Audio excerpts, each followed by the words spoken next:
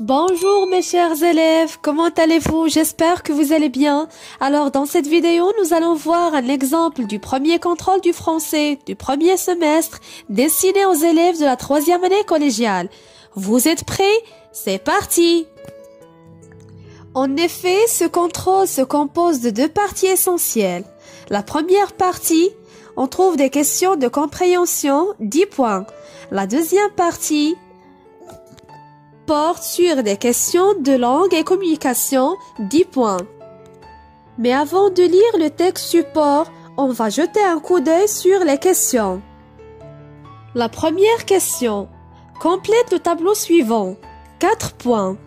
Lieu et date, émetteur, destinataire, l'objet de la lettre. La deuxième question. Relève du texte la formule de congé. 1 point. La troisième question. Quel est le type de cette lettre? Souligne la bonne réponse. S'agit-il d'une lettre personnelle ou d'une lettre conventionnelle? La quatrième question. Quelle est la nature de relation entre l'émetteur et le destinataire? Souligne la bonne réponse. Relation amicale, relation professionnelle. La cinquième question. Pourquoi l'émetteur remercie-t-il le destinataire? 1 point. La question numéro 6. Relève une expression pour remercier. 1 point. La question numéro 7. S'agit-il d'un remerciement avec ou sans intensité? 1 point. La dernière question. Soulignez la bonne réponse.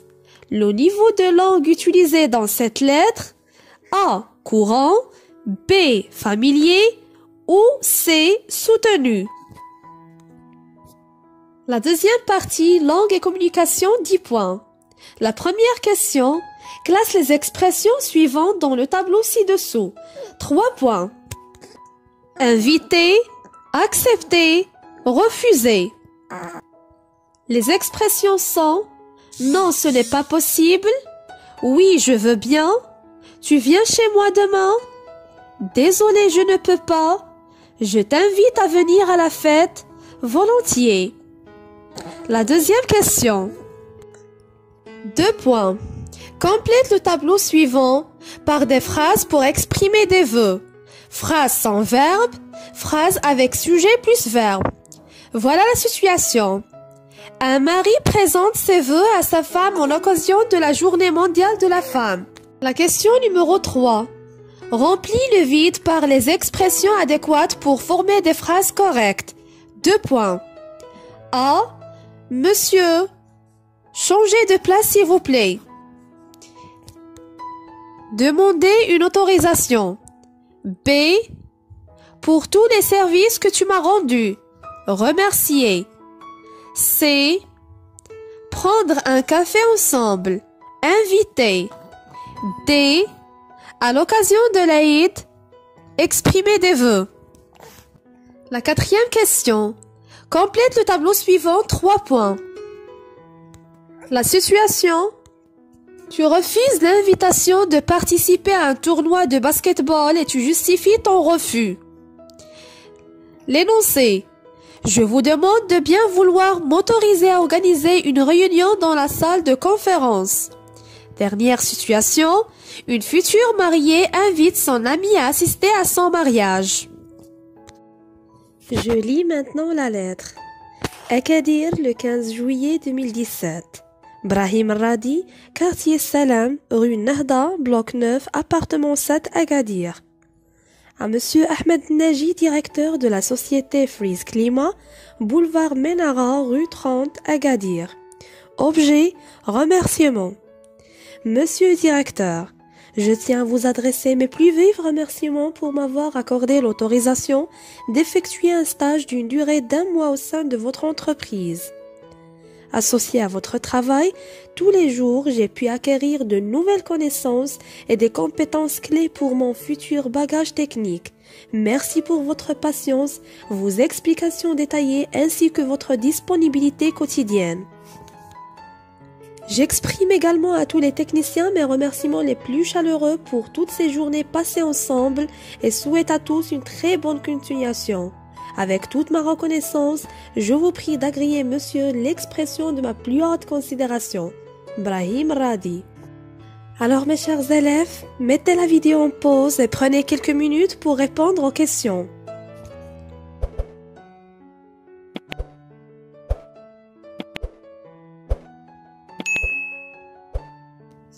On passe maintenant à la correction. La première question complète le tableau suivant. Lieu et date. C'est Agadir le 15 juillet 2017. L'émetteur de cette lettre, c'est Brahim Radi. Le destinataire, à Monsieur Ahmed Naji, directeur de la société Freeze Climat. L'objet de la lettre, remerciement. La deuxième question relève la formule de congé de la lettre. Voilà la réponse. Avec toute ma reconnaissance, je vous prie d'agréer, monsieur, l'expression de ma plus haute considération. La question numéro 3. Quel est le type de cette lettre? Souligne la bonne réponse. Alors, cette lettre est conventionnelle, c'est-à-dire administrative et officielle. La quatrième question. Quelle est la nature de relation entre l'émetteur et le destinataire? Souligne la bonne réponse. Alors, la nature de relation entre l'émetteur et le destinataire, c'est une relation professionnelle. La cinquième question. Pourquoi l'émetteur remercie-t-il le destinataire? Alors, l'émetteur remercie le destinataire pour lui avoir accordé l'autorisation d'effectuer un stage d'une durée d'1 mois au sein de son entreprise. La question numéro 6 relève une expression pour remercier. La réponse: je tiens à vous adresser mes plus vifs remerciements. La question numéro 7, s'agit-il d'un remerciement avec ou sans intensité? Alors, l'expression qu'on a relevée exprime un remerciement avec intensité. Il y a aussi une autre expression pour remercier. J'exprime également à tous les techniciens mes remerciements les plus chaleureux. Il s'agit aussi d'un remerciement avec intensité. La dernière question. Soulignez la bonne réponse. Le niveau de langue utilisé dans cette lettre: A. Courant, B. Familier, C. Soutenu. La bonne réponse qu'on doit souligner, c'est C. Soutenu. On passe maintenant à la correction des questions de langue et communication. La première question classe les expressions suivantes dans le tableau ci-dessous.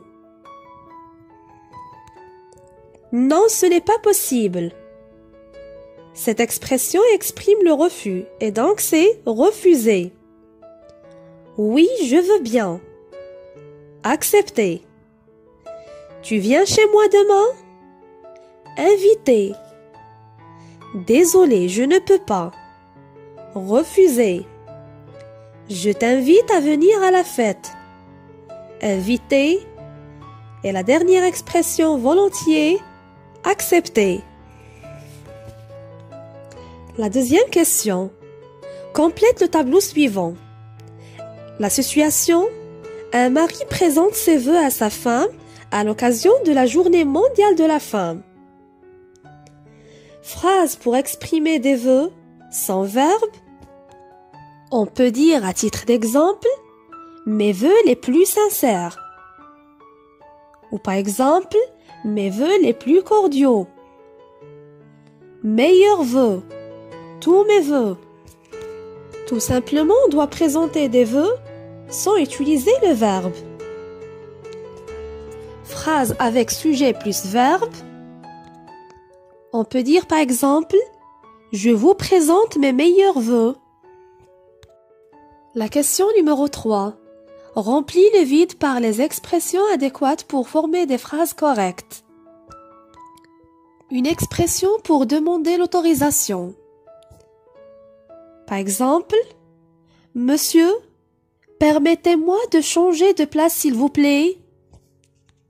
Ou par exemple, Monsieur, puis-je avoir votre autorisation de changer de place s'il vous plaît? Monsieur, est-il permis de changer de place s'il vous plaît?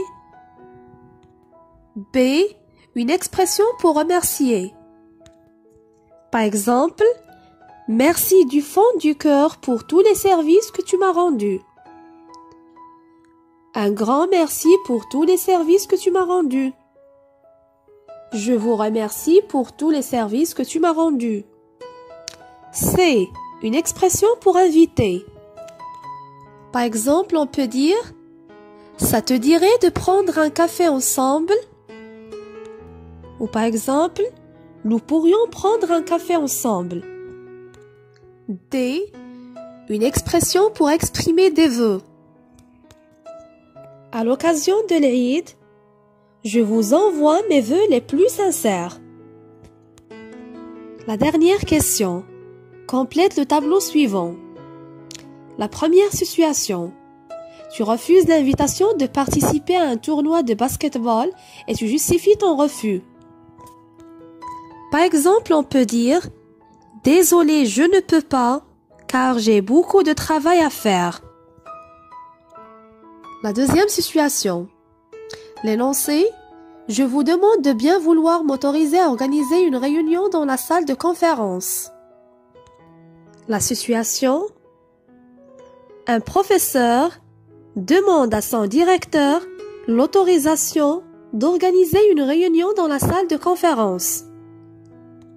Ou par exemple, un employé demande à son patron l'autorisation d'organiser une réunion dans la salle de conférence. La dernière situation. Une future mariée invite son ami à assister à son mariage. On peut dire à titre d'exemple « Je t'invite à mon mariage la semaine prochaine » ou bien « J'ai l'honneur de vous inviter à mon mariage le samedi prochain ».